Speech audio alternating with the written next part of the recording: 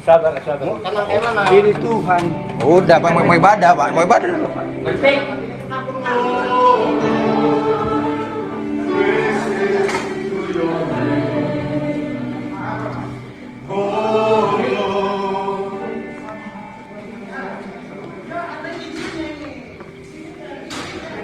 Ada berita bagus hari ini. Ketua RT yang membubarkan ibadah jemaat Gereja Kristen Kemah Daud di Bandar Lampung akhirnya dijadikan tersangka dan dia ditahan. Sebagai pengingat ya, beberapa waktu lalu viral seorang ketua RT bernama Wawan Kurniawan. Dia menerobos masuk ke dalam gereja dan langsung membubarkan jemaat yang sedang beribadah. Wawan, sang ketua RT itu kelihatan sekali arogannya, seolah-olah apa yang dia lakukan adalah kebenaran. Dia sama sekali nggak menghormati acara ibadah agama lain dan langsung membentak-bentak, memaki-maki jemaat yang sedang beribadah.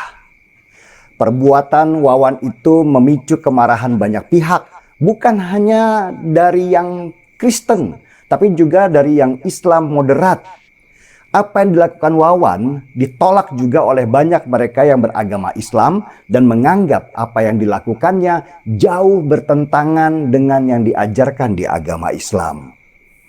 Tapi jujur, apa yang dilakukan oleh polisi, terutama Polda Lampung di dalam menahan Wawan itu harus diapresiasi. Saya awalnya sih pesimis kasus pembubaran gereja di Lampung ini akan selesai dengan meterai seperti biasa. Apalagi Kapolri juga sudah mencanangkan konsep restoratif justice atau penyelesaian damai dalam menyikapi banyak masalah. Konsep restoratif justice-nya Kapolri ini sebenarnya bagus banget. Tapi di tangan kelompok yang berpikiran sempit dan radikal seperti si Wawan ini, itu bisa jadi senjata untuk berbuat sewenang-wenang. Karena nanti toh dia berpikir tidak akan dipenjara juga. Penahanan Wawan, si ketua RT oleh Polda Lampung ini benar-benar bom atom buat kelompok fundamentalis. Ini seperti pesan, jangan main-main dengan hukum. Dan si Wawan dikenai pasal berlapis yang langsung memasukkannya ke penjara karena sudah berbuat onar dan menciptakan permusuhan antar agama. Apa yang dilakukan ketua RT itu dengan membubarkan orang yang sedang beribadah, kalau nggak segera diselesaikan, itu bisa menimbulkan api dalam sekam antara dua umat beragama terbesar di Indonesia. Dan polisi sudah benar memadamkan api sebelum dia membakar negeri ini nanti. Saya juga heran, dari mana sih pemikiran sempit bahwa umat lain itu nggak boleh beribadah? Pertama, negara sudah menjamin kebebasan warganya untuk beribadah dan menjalankan agamanya masing-masing tanpa tekanan.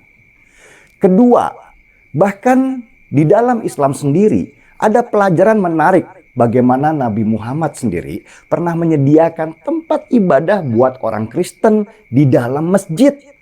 Karena di dalam perjalanan orang Kristen itu tidak punya tempat untuk menjalankan kebaktian. Dan riwayat ini disampaikan oleh Profesor Quraish Shihab, seorang ulama besar di Indonesia. Profesor Quraish Shihab menyatakan bahkan Rasul sendiri menulis sebuah perjanjian untuk melindungi umat agama lain. Dan perjanjian itu dikenal dengan nama Perjanjian Nazran. Kalau Nabi sendiri sudah mencontohkan umatnya untuk berbuat baik kepada umat agama lain, lalu dari mana datangnya pemikiran sempit orang-orang seperti Wawan Kurniawan, ketua RT di Bandar Lampung itu yang membubarkan orang sedang beribadah? Apa dia pengen bikin hukum sendiri, sok paling beriman dari yang lain? Atau pengen jadi pahlawan dari kelompok agama yang berpikiran sempit? Wawan Kurniawan, ketua RT itu yang tadinya berharap tepuk tangan dan pujian, akhirnya harus menghabiskan lebarannya nanti di penjara. Dia salah mengambil langkah. Dia kira polisi tidak akan memenjarakannya dan mengambil sikap damai dengan konsep restoratif justice. Di timeline kali ini, Saya ingin mengangkat secangkir kopi untuk Polda Lampung dan juga Polri secara keseluruhan. Dan semoga langkah dari Polda Lampung ini diikuti oleh polda-polda lain di seluruh wilayah Indonesia. Jangan. Oke teman-teman, demikianlah cuplikan video dari Bang Denny Siregar. Pernyataan terakhir, jangan pernah beri ruang pada radikalisme. Di sini saya akan membacakan beberapa komentar saja, mulai dari Jose Krishna.